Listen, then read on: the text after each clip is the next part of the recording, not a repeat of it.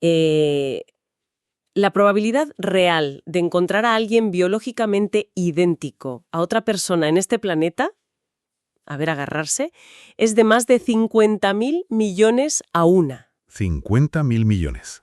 Que se dice pronto, ¿eh? Es una barbaridad. Y sin embargo, pues a pesar de ser físicamente irreemplazables y totalmente únicos, resulta que todos nosotros operamos bajo las mismas exactas 7 reglas mentales. Exacto. Es fascinante. Hola a todas las personas que nos acompañan en este análisis a fondo. Es un auténtico placer arrancar esta nueva exploración hoy. Muy buenas, un placer estar aquí de nuevo. Y bueno, antes de meternos de lleno en la materia, un pequeño recordatorio indispensable para quienes nos escuchan. No olvidéis suscribiros al canal para no perderos los próximos viajes que tenemos preparados. Sí, suscribíos, que siempre es genial seguir ampliando esta comunidad de mentes curiosas, la verdad. Bastante colosal. Vamos a desentrañar el motor, digamos, que mueve absolutamente todo en nuestra experiencia humana. Ni más ni menos. Tal cual.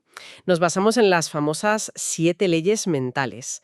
Esto está extraído del legendario seminario Fénix de Brian Tracy. Nuestra misión hoy es descubrir cómo dejar de vivir en piloto automático. Y es un punto de partida brutal, porque, siguiendo con esa estadística inicial que dabas, los anatomistas nos confirman que nuestra sangre, nuestras huellas dactilares, hasta las huellas de las orejas, que esto es muy curioso, son completamente únicas en toda la historia. O sea, no hay dos iguales. Nunca. Pero, como bien decía Eugene O'Neill, el dramaturgo, el cuerpo al final no es más que el vehículo que transporta la mente. Psicólogos, psiquiatras, filósofos, la conclusión es abrumadora. Independientemente de que seamos diferentes físicamente o culturalmente, la mente humana funciona bajo unos principios inquebrantables. Leyes que, a ver, según el material que estamos desgranando hoy, determinan absolutamente todo lo que nos ocurre. Todo. Y hay una comparación en las fuentes que a mí me ha dejado pensando bastante. Lo de la gravedad, ¿verdad? Exacto. Hablan de que estas leyes mentales son tan rígidas e inexorables como la mismísima ley de la gravedad. Es que es la metáfora perfecta. Porque, a ver, la gravedad no hace excepciones con nadie. Ninguna. Si tú decides saltar desde la azotea de un edificio de 10 pisos, pues da exactamente igual si estás en Londres, si estás en Lima o en Tokio. Vas a caer. Y vas a caer, creas o no en la gravedad, la entiendas o no. Te parezca justa, injusta, da igual. ¿Te la pegas? Te la pegas. Pues las leyes mentales operan exactamente bajo esa misma premisa de inevitabilidad. O sea que cuando nuestra vida fluye y todo va bien, es porque estamos alineados con ellas, ¿no? Claro. Y cuando encontramos esos muros de frustración enormes, es porque estamos yendo en contra de su corriente, básicamente. Vale, pues vamos a desgranar esto. Si entendemos que nuestra mente es como la gravedad, ¿cuál es esa primera fuerza? Esa fuerza fundamental que nos empuja. El material introduce la ley del control. La primera de todas. Eso es. Plantea que nuestro bienestar supremo, nuestra actitud positiva, dependen de un factor súper específico. ¿Cuánto control sentimos que tenemos sobre nuestra propia vida? En psicología clínica esto tiene un nombre muy concreto, que es el lugar de control, y más específicamente el lugar de control interno. Que sería como la base de la salud mental, ¿no? Totalmente. Imagina que es una cadena de montaje. Todo empieza en los pensamientos que decides almacenar en tu cabeza. Vale. Esos pensamientos construyen tus valores. Luego tus valores generan un tipo específico de sentimientos, ya sea de confianza, de miedo, de ansiedad. Y finalmente esos sentimientos dictan lo que hacemos, nuestras acciones. Eso es. Si nos percibimos como los verdaderos arquitectos de nuestro destino, con ese control interno sólido, generamos una paz mental casi inquebrantable. Pero a ver, si miramos a nuestro alrededor, la sensación es que gran parte de la sociedad vive en el extremo completamente opuesto. Sí, desgraciadamente sí. Como si estuvieran a merced de lo que les pasa. Todo el día quejándose de la economía, del clima, del jefe, del tráfico. Esa es la cara oscura de la moneda. Lo que el seminario define como la segunda ley, la ley del accidente. Ley del accidente. Y ojo a los datos porque sugieren que cerca de un 80% de la población opera bajo este paradigma. Un 80%. Madre mía. Sí, es la creencia profunda de que las cosas simplemente pasan, que la vida es un billete de lotería. Hay una frase que lo resume genial. Fallar en planear es planear fallar. Viven esperando que llegue un golpe de suerte mágico, que los ponga en el lugar adecuado. Exacto, en el momento adecuado, sin hacer nada más. Vale, pues aquí me voy a poner en el papel de abogada del diablo por un momento, porque ¿acaso el azar no es un factor real?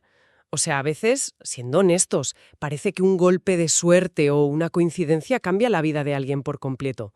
¿Podemos controlar absolutamente todo? A ver, el azar existe, por supuesto. Ocurran imprevistos, hay accidentes, hay suerte. Pero el problema gordo surge cuando adoptas el azar como filosofía de vida. Ah, claro, cuando lo conviertes en tu norma. Eso es. Vivir asumiendo que fuerzas externas controlan tu destino te convierte psicológicamente hablando en un barco sin timón. ¡Qué buena imagen! Si no tienes metas claras, si no trazas un plan, pues empiezas a girar en círculos. Es como flotar a la deriva en el espacio exterior. Y me imagino que el cerebro humano detesta esa sensación de falta de agencia. La odia. Esa dependencia constante de la suerte o del entorno es neurológicamente la raíz de la ansiedad y de la frustración crónica. Claro, si dejar que las olas nos lleven nos hace tan miserables, la pregunta es, ¿cómo agarramos de nuevo ese timón? ¿No? Si no queremos ser un barco a la deriva, necesitamos un motor. Exacto. Y esto nos lleva de cabeza a la tercera regla, el concepto de causa y efecto. En las fuentes lo describen como la ley de acero del universo, la clásica idea de sembrar y cosechar. Sí, la premisa aquí es que nada, absolutamente nada en nuestra experiencia vital es un accidente a largo plazo. Todo efecto tiene su causa. Pero lo transformador de esto es entender dónde reside realmente la causa original, ¿verdad? Ahí le has dado. Las condiciones de nuestra vida, yo qué sé, nuestro saldo bancario, la salud, las amistades. Todo eso son simples efectos. Exacto. Son efectos. La causa principal, la semilla de la que brota todo eso, son nuestros pensamientos. Fíjate el inmenso poder que nos da esa perspectiva. O sea, si queremos cambiar un efecto en nuestra vida, no tiene ningún sentido golpear el efecto. Ninguno. Si quieres una cosecha diferente, pues no te pones a gritarle a la tierra. Cambias la semilla. Totalmente. Y esto nos enlaza de forma supernatural con una de las partes más fascinantes a nivel neurocientífico del material, la cuarta ley, la ley de la creencia. Uy, esta me encanta.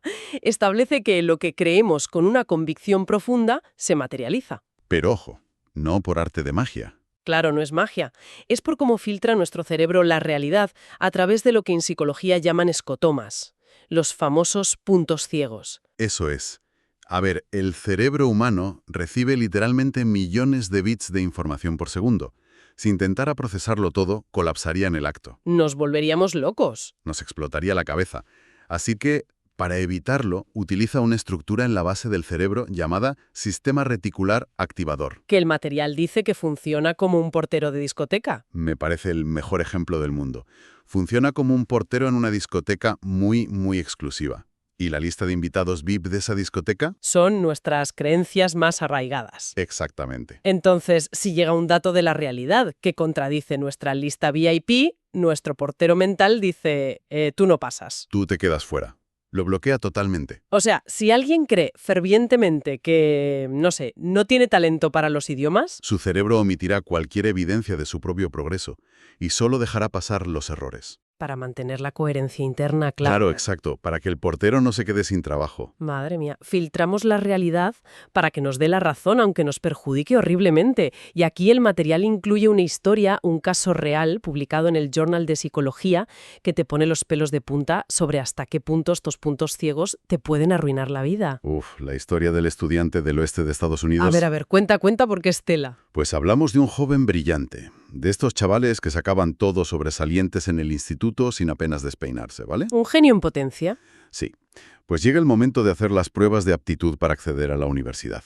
Y unas semanas después de hacerlas, recibe por correo los resultados con una puntuación final, un 98. Que claro, de entrada a cualquiera le suena una nota espectacular, ¿no? Un 98 sobre 100. Claro. El grandísimo problema es que el joven no entendía cómo funcionaba el sistema de calificación de esa prueba en concreto. Y él supuso, por su cuenta y riesgo, que ese número representaba su coeficiente intelectual, su IQ. Ostras. ¿Y un IQ de 98? Está ligeramente por debajo de la media nacional. Madre mía. Entonces, en ese mismo instante, su portero de discoteca mental actualiza la lista VIP y añade la norma.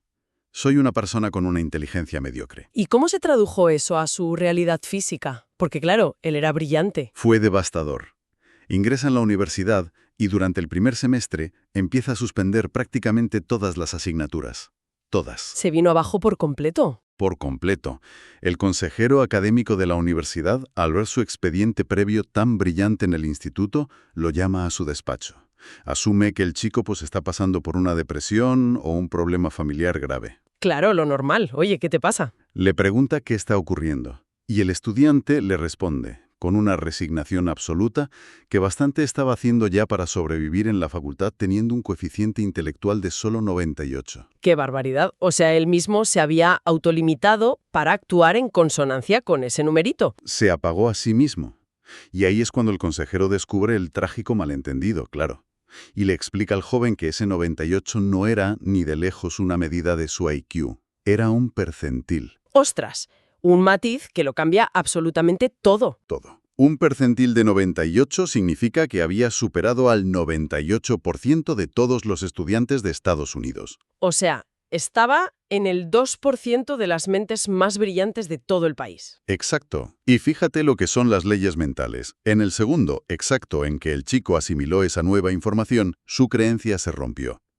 Al cambiar la causa interior, el efecto fue automático. ¿Recuperó su potencial? 2 años después, ese mismo chico estaba entre los 10 estudiantes con mejores notas de toda su universidad. Vaya historia. Es que te deja sin aliento. Porque, a ver, pensemos en las implicaciones de esto para cualquier persona. Si un simple malentendido sobre un papel pudo apagar una mente tan brillante, ¿qué cantidad de creencias autolimitantes arrastramos nosotros a diario? Incontables. Ideas del tipo, no sé, soy un desastre para los negocios, o soy incapaz de hablar en público, no tengo creatividad. Es que las limitaciones en su inmensa mayoría son puros escótomas, puntos ciegos. De hecho, las investigaciones recientes confirman que el talento base está muchísimo más repartido de lo que creemos normalmente. Las barreras son construcciones mentales al fin y al cabo. Lo son. Si comenzamos a desafiarlas y actuamos simplemente asumiendo que no existen, esos puntos ciegos se disuelven. ¿Y si nuestras creencias internas tienen semejante impacto en nuestras propias capacidades? La siguiente pregunta lógica es, ¿cómo afectan a nuestro entorno? Y aquí llegamos a la quinta regla, que es la ley de la expectativa. Esta es muy potente. La premisa es demoledora, ¿eh? En la vida, dicen las fuentes, raras veces conseguimos lo que deseamos, pero siempre conseguimos lo que esperamos que ocurra. Entramos de lleno en el terreno de las profecías autocumplidas. Exacto. Y oye, para quien piense que esto es pura teoría de autoayuda barata, hay que revisar el monumental trabajo del Dr. Robert Rosenthal en la Universidad de Harvard, Sí, el caso concreto de San Francisco que parece el argumento de una película de Hollywood. es que es increíble. Rosenthal diseñó un experimento magistral sobre la expectativa en el aula.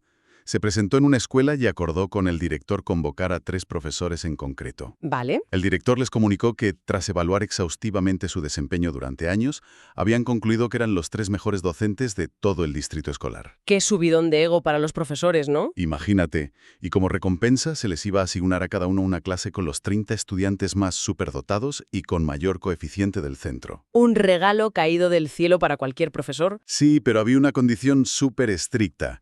No podían alterar su metodología bajo ningún concepto, no podían revelarles a los niños que eran superdotados. Y me imagino que tampoco a los padres. Tampoco a los padres, prohibido. Debían enseñar el temario estándar, normal y corriente, simplemente sabiendo internamente que tenían entre manos a mentes prodigiosas. Vale. Me imagino la implicación brutal de esos profesores. ¿Cuáles fueron los resultados al acabar el curso? Pues que las 3 clases no solo fueron las mejores de su escuela, sino que arrasaron académicamente en todo el distrito. Los test revelaron que algunos alumnos habían aumentado su coeficiente intelectual real entre 25 y 27 puntos, en un solo año. ¡Qué locura! Esos resultados son salvajes. Pero claro, aquí es donde viene el gran giro de guión que hace que este experimento sea legendario, porque las cosas no eran lo que parecían. Para nada. Al finalizar el curso, llaman a los 3 profesores a la oficina para felicitarles por el hito. ¿Normal? Los maestros reconocieron que, claro, evidentemente, con niños tan extremadamente inteligentes, pues la labor había sido muy sencilla, muy estimulante. Y en ese instante, el director les revela la primera verdad. Ninguno de esos 90 niños era superdotado al inicio del curso. ¿No me digas? Sus nombres habían sido extraídos al azar de un sombrero que contenía a todo el alumnado de la escuela. Niños promedio, sin más. Menudo shock. Supongo que los profesores pensarían, bueno, vale, si los niños eran promedio, entonces este éxito arrollador se debe únicamente a que nosotros tres somos unos educadores excepcionales. Lógico pensarlo. Pues ahí cayó el segundo martillazo a su ego. Les confirmaron que ellos tampoco eran los mejores profesores del distrito. Sus nombres también se habían sacado al azar de otro puñetero sombrero. ¡Qué fuerte! Fue un doble ciego de manual. Puro y duro.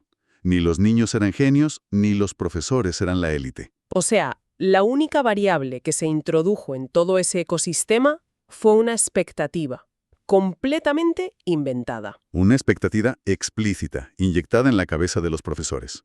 Y una expectativa implícita, proyectada sobre los niños. Porque nunca se lo dijeron a los alumnos. Nunca. Pero piénsalo. Su lenguaje corporal, su paciencia infinita, su forma de mirarles, de corregirles un error, todo eso gritaba, sé que eres brillante y sé que puedes resolver esto, solo es cuestión de tiempo. Y esa expectativa actuó como un molde invisible. Y los niños, literalmente, simplemente crecieron hasta llenarlo. Eso es. Teniendo esto en cuenta, el Seminario Fénix desglosa 4 áreas vitales donde estas expectativas nos esculpan a diario a todos nosotros. Sí, la primera y más ineludible son nuestros padres. Claro, pasamos gran parte de nuestra vida adulta, muchas veces de forma inconsciente, intentando cumplir las expectativas que nuestros padres proyectaron sobre nosotros. Si fueron críticas y duras, pues arrastras una sombra enorme. Y si fueron alentadoras, caminas con el viento a favor. Es así de simple. La segunda gran área de influencia es nuestro entorno profesional. Y muy concretamente, nuestros jefes o nuestros líderes. Ah, sí. Un entorno de alto rendimiento es, matemáticamente imposible si está liderado por una persona que espera el fracaso. Trabajar para un jefe suspicaz, criticón, atrofia las capacidades del equipo más brillante. Los apaga. Totalmente. Y la tercera área sería a la inversa, ¿no? Lo que nosotros esperamos activamente de nuestras parejas, nuestros hijos, amigos, empleados. Exacto. Decirle a alguien, con convicción genuina, creo en ti o sé de sobra que eres capaz de resolver esto, puede ser el catalizador más potente que experimenten en meses. Y finalmente la cuarta área. Y diría que, con abrumadora diferencia, la más importante. Lo que esperamos de nosotros mismos. Sí. Sobre esto, de hecho, las fuentes proponen un ejercicio muy directo para el día a día. Sugieren que cada mañana, nada más abrir los ojos en la cama, nos repitamos una frase en voz alta. ¿La de algo maravilloso? Esa misma. Creo que algo maravilloso va a ocurrirme hoy. Y mantener ese pensamiento a lo largo del día. Y a ver, tengo que admitir que cuando leí esto por primera vez en el material, mi lado escéptico saltó un poco. Es muy normal. Porque suena un poco a pensamiento mágico, ¿no te parece? A taza de desayuno con mensaje cursi. O sea, ¿acaso por repetir una frasecita voy a salir a la calle y me voy a encontrar la oportunidad de mi vida o un billete de 100 euros en la acera? Ya, a ver, visto desde fuera puede sonar a ingenuidad. O a misticismo barato, sí. Pero si volvemos a la mecánica del cerebro que comentábamos antes. Al portero de discoteca. A ese sistema reticular activador, exacto. Entendemos la ciencia pura detrás del ejercicio. Al afirmar en voz alta algo maravilloso va a ocurrirme hoy, no estás invocando magia cósmica. Estás reprogramando al portero de tu discoteca. Claro. Le estás cambiando la lista VIP antes de salir de casa siquiera. Exactamente. Le estás dando a tu cerebro la instrucción imperativa de que escanee la realidad buscando oportunidades, conexiones o simplemente detalles positivos. O sea, pones el radar a funcionar. Claro, un ganador espera ganar antes de entrar a la pista. Y por tanto, toda su atención se centra en detectar las debilidades del rival, no en pensar en las propias. Al enfocar ese radar interno, de repente empiezas a notar puertas abiertas que siempre estuvieron ahí. Siempre estuvieron, pero tu estado de apatía previo o tu negatividad las había filtrado como ruido de fondo. Esta explicación científica, la verdad, le quita bastante el componente místico y nos lleva con muchísima naturalidad a la sexta regla, que es la ley de la atracción. Una ley muy famosa, por cierto. Sí, a menudo escuchamos esto de que somos un imán viviente, que el pensamiento es energía vibrando y todo esto. Pero si lo conectamos con lo que acabas de explicar de los puntos ciegos y el radar, tiene todo el sentido práctico y terrenal del mundo. La neurociencia lo llama el sesgo de ilusión de frecuencia. Explícanos eso. Es el clásico ejemplo de cuando decides, oye, comprarte un modelo de coche muy específico. Pongamos un coche azul de cierta marca. Vale. De repente sales a la calle al día siguiente y ves ese dichoso coche por todas partes. en cada semáforo. Parece que lo regalan. Y, a ver, no es que el universo haya fabricado más coches azules mágicamente de la noche a la mañana para ti. Ya, claro. Es que tu cerebro ha eliminado el escotoma respecto a ese objeto. Tu atención irradia hacia afuera y atrae a tu percepción consciente aquello en lo que estás pensando tan intensamente. Y el peligro aquí, cuidado, es que este imán interno o este filtro atencional no tiene moralidad ninguna. No distingue entre lo que deseamos con mucha ilusión y lo que tememos con terror absoluto. Ese es el gran riesgo. Si te pasas el día obsesionado con la posibilidad de, no sé, fracasar en un proyecto del trabajo, nuestro cerebro nos va a mostrar constantemente todas las pruebas, actitudes y señales que confirman ese miedo. Acercándonos inevitablemente a ese fracaso, claro. Y esto encaja como la pieza final del rompecabezas con la séptima y última regla, la ley de la correspondencia. Que es un eco de la máxima ancestral que dice, como dentro, así fuera. Establece que nuestro mundo exterior es un espejo inquebrantable de nuestro mundo interior. Un espejo literal, o sea, nuestra salud física, la profundidad de nuestras amistades, la estabilidad de nuestras finanzas. Todo. Todo. Refleja con una exactitud matemática cómo estamos configurados por dentro en este preciso instante. Si en nuestro interior hay caos, hay resentimiento, hay miedo crónico. Nuestro entorno va a reflejar relaciones tóxicas y decisiones erráticas en el día a día. Así de simple. Hay una analogía visual en el material para ilustrar esto que me parece, la forma perfecta de resumir el gran error que casi todos cometemos en la vida. Ah, la del coche averiado. Esa. Imagínate intentar cambiar tus circunstancias externas sin haber modificado antes tu mente.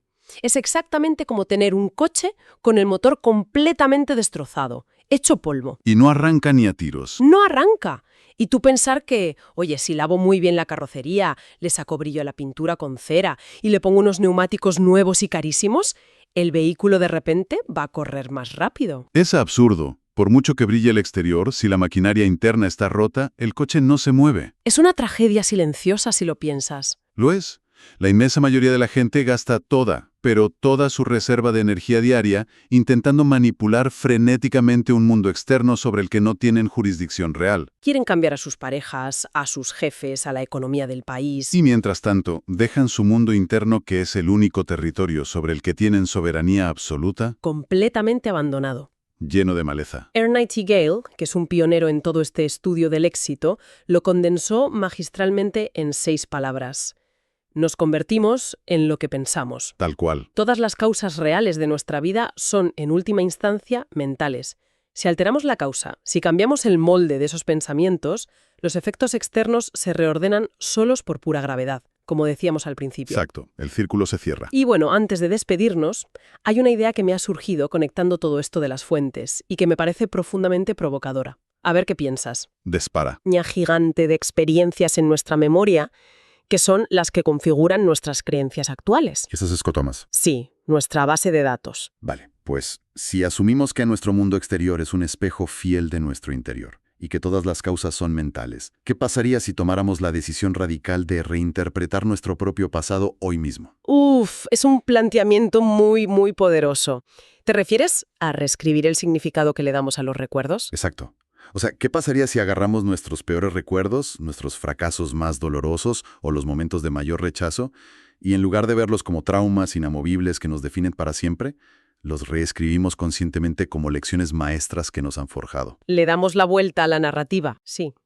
Si alteramos la causa dentro del archivo de nuestra memoria, cambiando el victimismo por un empoderamiento brutal, empezaría nuestro espejo exterior, o sea, nuestro futuro físico, a transformarse de forma automática. Pues, ciñéndonos a estas leyes, estaríamos utilizando el sistema reticular activador no solo para escanear el presente, sino para hackear nuestro propio historial. Hackear el pasado, me encanta cómo suena eso. Es la máxima expresión de tomar el control del timón, reinterpretar el pasado para expandir los límites de lo que creemos posible en el futuro. Es brillante. Pues es una reflexión tremenda para llevarnos y masticar durante días. Os animamos de verdad a toda la audiencia a hacer este ejercicio. Mirad a vuestro alrededor y preguntaos de forma sincera qué os está devolviendo ese espejo exterior en vuestra vida hoy. Un ejercicio duro pero muy necesario. Queremos agradeceros de corazón que nos hayáis acompañado en esta inmersión tan profunda hoy. Antes de irnos, una última invitación a suscribirse al canal para que podamos seguir desafiando juntos nuestra forma de entender el mundo. Eso es. Suscribíos y nos vemos en la próxima. Ha sido un placer. Nos despedimos por hoy, un abrazo inmenso a toda nuestra comunidad y hasta la próxima exploración.